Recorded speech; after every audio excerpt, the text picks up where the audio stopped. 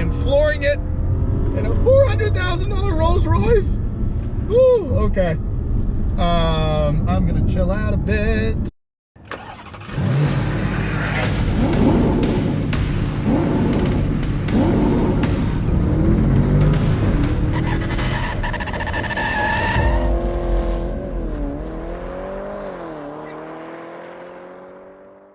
How's it going, guys? Dylan from If Cars Could Talk, and I hope everybody was still kind of trying to do well today. Obviously, we are still in the midst of this horrible pandemic. Sending my wishes and love to all of you.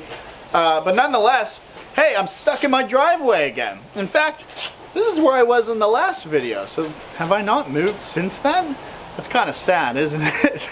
Oh wait, you wouldn't move either if you were standing next to something like this. Our brand new 2020 Rolls-Royce Dawn. And in case you hadn't noticed it behind me originally, allow me to show you something else. It's got orange interior. This thing is absolutely mad, which is why it deserves its own video because, well, I did kind of promise you I'd do a proper walk around of the specs, details, all these things when we picked up the car. By the way, check out that video if you missed it. Today I'm going to walk you around, well, the spec of this car, what things kind of generally cost, what we love about it, and well, kind of what my thoughts are about it, because since then I've stolen it from Daddy quite a few times, and I've gotten a little bit of a feel for kind of the, well, little things that are weird or interesting or maybe a little bit great about this car. Stay tuned, guys, and stay safe, quarantined, sitting in your bed while you watch me ramble on about another car.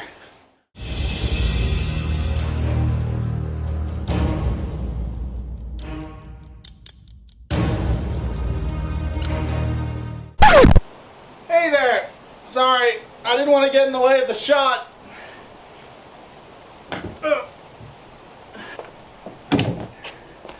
Because obviously the best part of this spec, other than the tangerine, is the fact that it's a convertible. For two reasons. One being because we're in California and we have better weather than you. And second, well, because there's nothing crazier than a Rolls-Royce except for, well, a convertible Rolls-Royce. In fact, Rolls-Royces are pretty crazy. The amount of hours it takes to make them, the materials they use to make them, and just how bloody over the top they are. In fact, allow me to give you this cheesy little voiceover to explain just exactly why. It takes 13 hours to build a Toyota and 6 months to build a Rolls-Royce. And well, when you're making a Rolls-Royce, everyone's got their own department, leather, wood, whatever it is. And the crazy thing is, well, to develop those skills, it takes an average length of 3 years. Even if you were, say, well, mastering the insertion of audio vents to become an expert.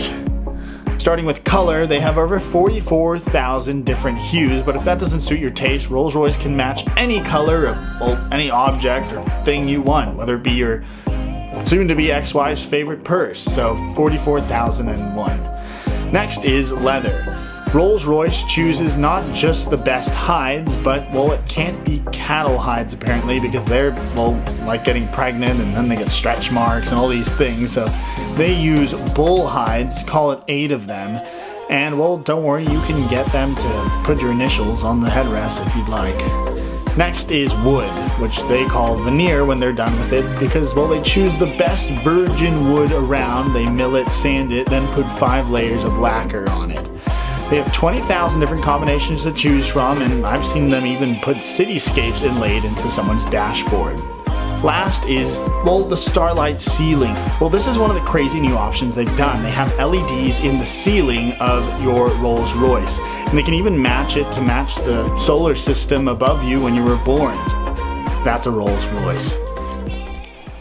Alright, you guys will be impressed to know that I've memorized, well, all of the specs and prices. So this will be, oh, sorry, you didn't see that. Now, honestly, I am going to be using this as a reference. This is the spec sheet, and, well, it's pretty much came to almost $400,000. So allow me to tell you how the hell that happened. So starting with the color, it's called Midnight Sapphire, and basically it's this beautiful metallic navy blue that kind of changes in the light. It can look like a black color, but it's very mysterious and it contrasts obviously with the orange, which you've probably noticed. Now, moving on to the interior, I call it tangerine because it sounds a little cooler, but it's actually called mandarin. And well, it's a lot of orange, but as I said, the contrast is just absolutely stunning. Now, moving on to more orange, this is called a coach line. So essentially, this was done by a really old dude in the Rolls-Royce factory. He has like the steadiest hands in the West, or not the West, I guess, but steadiest hands around. Don't mind the neighbor. Apparently during this whole crisis pandemic, we are all repairing our houses, so that's weird.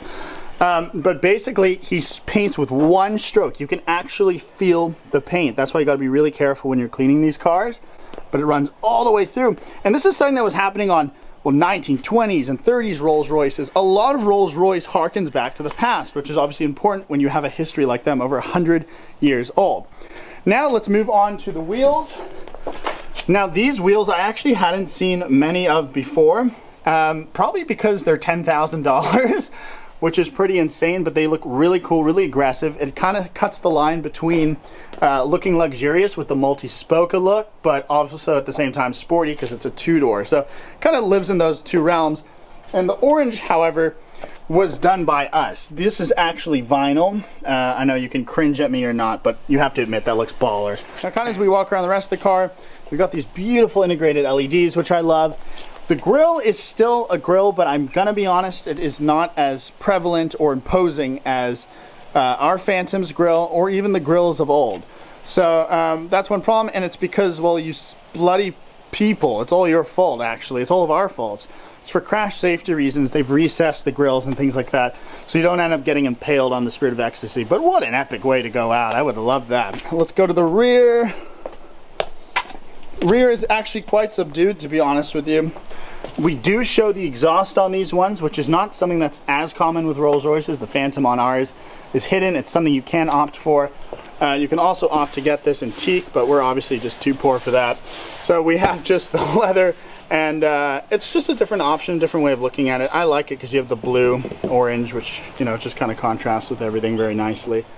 Now, one of the other reasons why I love this whole interior and everything about it, you know, a lot of you can say that this is really flashy, and it is, and our intention is not to be in anyone's face. Who doesn't want to feel special when you're driving down the road? And this surely does it. And that's what's amazing about cars. They can kind of transport you. They can make you feel like different things. And there's something else prevalent about this interior. In many ways, to me, it's a nod to the past, just because of how bespoke it looks, where you have, you know, all of this stitch work and navy and all the woodwork as well.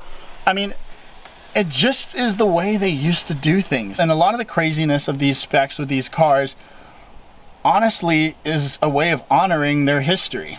I don't know, maybe in kind of a narcissistic way. One silly thing is this screen, because of some safety standards, doesn't close anymore, only when you lock the car and you're out of it. We have all the wood around. As I said, it's orange with contrasting blue stitching, blue piping, and it's just quite a nice interior, honestly. It's simple. I really love the way Bentley's going with their things, but I mean, this is obviously Rolls-Royce's unique design language. And oh, this is something that you guys will laugh at. Just so you know that we are car nerds, this is a Rolls-Royce card holder in the matching color. Yes, I know, we are such nerds. Now we have some of the more BMW stuff. That can be a criticism, obviously. You know, how much BMW stuff do you want in your Rolls-Royce? But honestly, they've really kept to themselves. A lot of the improvements with this car has been because of BMW. Beautiful little LED screen over here as well. Kind of gives you your relevant information. You have the Spirit of Ecstasy here as a iDrive. Obviously more BMW stuff. Am I calling someone? No. And they've redone their menus as well. So it's a really, really cool looking kind of display and everything. And then you obviously have the needles or the tacks hovering above. Trademarks of Rolls-Royces. You have a power reserve, not a rev counter. So, you know, you're using 100% of the power, 80% of the power, the move, you know, the needle will move depending on that. All right, so one more point quickly before we leave the interior, and I think this is really important because, well, when we think 2+2 with these types of cars, we think, I mean, other than fitting really, really small people in there, I'm gonna be politically correct, they're just unusable, and you want them to be usable. I mean, this is such a cool, fun experience being in this car. And you know, when you're in a Ferrari, you get one passenger. When you're in a car like this, you can ideally have 4 because you can actually fit back here. And this is my normal driving position.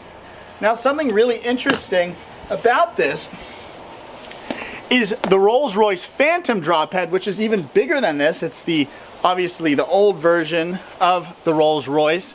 That had less room in the back than this car does, which is kind of insane to think because that thing was 20 feet long. Now you obviously have heated seats down here, your own window controls, cup holders that have two things that move, AC, and then obviously, I mean, where else are you going to keep your champagne glasses? So the first party trick is probably one of the most well known, but it is the Spirit of Ecstasy. So if you try to grab it, it'll disappear and go underneath. I don't want to break it. I think this probably all started with the Mercedes people that all got theirs jacked and stuff, but I can also demonstrate it by locking it, and it just disappears. How cool is that? Just watch this all day. Now, moving on to the next thing is, well, let's do the wheels. So, this is great for OCD because they're always upright. On every single wheel, I promise, it always stays upright. There's a counterbalance in there, so when you're driving, you always see the emblem correctly, because God forbid. Now moving on to the doors. They are called suicide doors. Maybe not the most appropriately named door, but these were different times. And something that is hidden on the inside is an umbrella. Now these are about like $3,000, so you don't want to lose them. But something that's interesting is they're Teflon coated, so they're waterproof. And there's actually a drainage system in there, so the water can disappear over time, because God forbid, right? Now next thing, moving into the interior, is obviously that's quite a reach. And well, if you're a fat old man, well, you want to be able to have some assistance. So you can press a button, and it closes the door. In fact, there's also soft close if you can't close it properly, because God forbid. Now the other thing is, if your passenger's also a fat old man, you can do the door on this side too for them.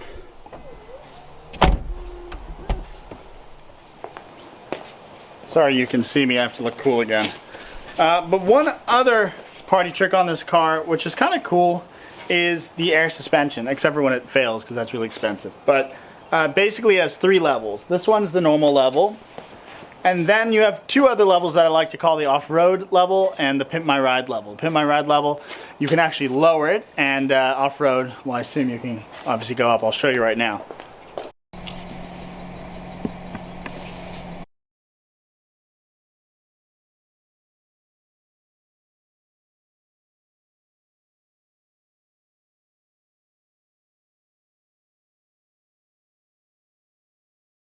Now one disappointing feature is the trunk space. It's not massive, and if the roof is off, you actually have to have this protective parcel closed in case you have items that are going to get crushed. It's quite deep, and there's a weird little Rolls-Royce thing here to store extra stuff, which is kind of funky. Kind of an interesting little piece, and it perfectly fits down there. Other than that, though, that's disappointing because you want to take this on large road trips, and it is a 4-seater, so what are you going to do?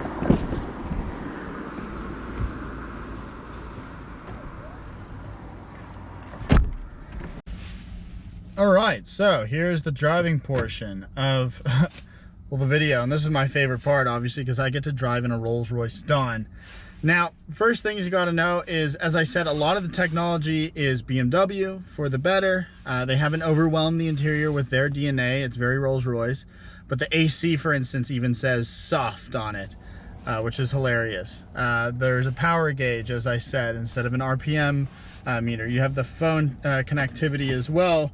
You have a heads-up display that tells you all your miles per hour. Very BMW in this interior, but what isn't BMW is how it drives.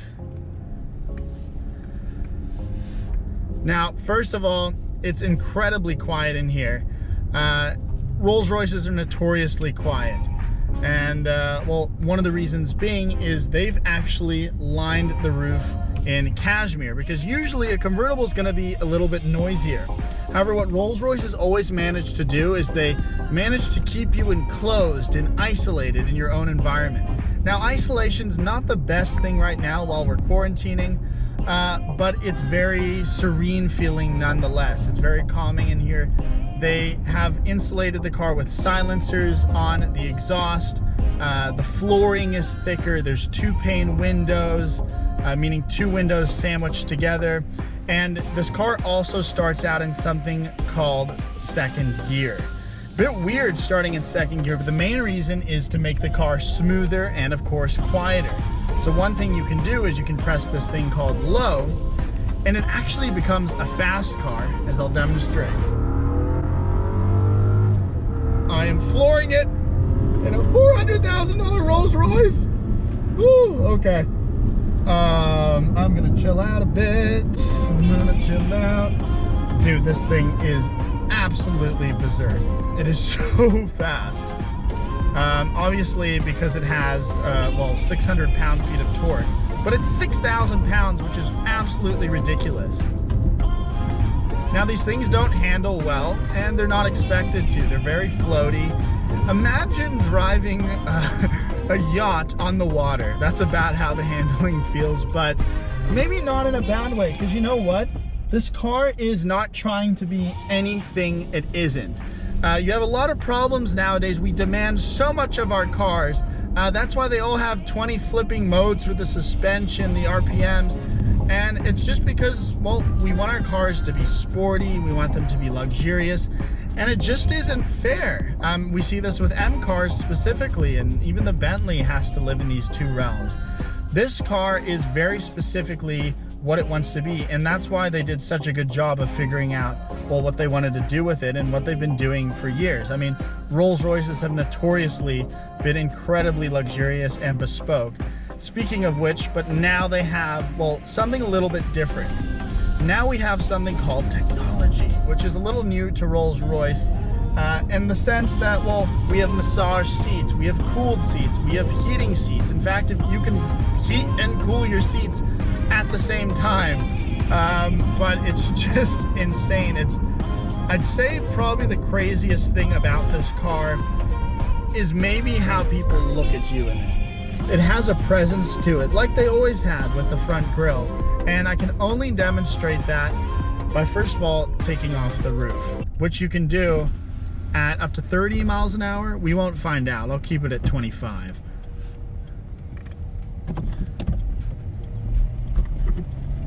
But it just becomes such an embarrassing occasion. I literally have everyone staring at me in this neighborhood while they're quarantining. Oh, it feels terrible. And that's one of the things that wouldn't be my cup of tea necessarily. I'm a little young for this car, but good for you, Dad. It's absolutely insane. And bright orange, which is really crazy for me. Now, one thing you do notice is you really have to step on the brake to slow it down. You have to put quite a lot of effort into it. A good thing, however, is in terms of the acceleration and the power, you know, you're not going to be in a situation where you have a yellow turning to a red and you don't have the power you need. And it's not going to be this dramatic kickdown feeling as well, where it just suddenly revs out. It's very, let me actually just kind of, I'm not going to close my eyes because that's probably not a good thing to do while you're driving a Rolls-Royce. But I kind of just want to immerse myself for a second and not give you a review, so to speak, and just kind of feel the car. For instance, I'm going to go over these yellow bumps right now. The center bumps in the roadway, and you do not feel them at all. It's almost like the tires deflated or is massaging the bumps ahead. In addition to that, this has radar cruise control as well, so you can kind of set it to, you know, a distance with cars in front of you, something that we see in Mercedes. But what Rolls-Royce has done is they brought luxury into a new era. One of the things I said to you guys a while ago is that we think that cars like this are ridiculous for being so expensive. But we look at supercars and sometimes we don't even bat an eye anymore. And the reason being is it's a lot easier to nod your head to a top speed than maybe silence. But there is a hell of a lot of technology that goes into making this car quiet. As much as you could see in, well, making a car go 250 in a Bugatti Veyron, this can put you to sleep at 250. It's just absolutely effortless. It just glides and absorbs. It just makes you happy. All right, guys, keys are away. And of course, well, our car is away as well. I think it's time to close out. And now, guys, I hope you enjoyed this in-depth tour of our brand new Rolls-Royce Dawn. I mean, that's crazy to say. We never thought we could ever be in an opportunity to have a new Rolls-Royce. But, you know, we work hard, we enjoy hard, and I figured, well, I might as well share it with you guys too, being, well, car nerds as well. And as, of course, you guys know, we drive the hell out of these things and we stare at them awkwardly in the garage for way too long. Now, guys, we have one more in-depth tour to go. We obviously got a new Aston Martin Vantage recently as well. God, this is mind-blowing. So I'm going to be doing that video very shortly as well. But in the meantime, guys, if you want to see what type of equipment I use, check the Amazon links below. If you want to see me on more things, I'm of course on YouTube, Instagram, Facebook, and Twitter. Guys, if you liked the video, give it a damn like. And you know what? You might as well subscribe too. Thank you so much for watching. Peace.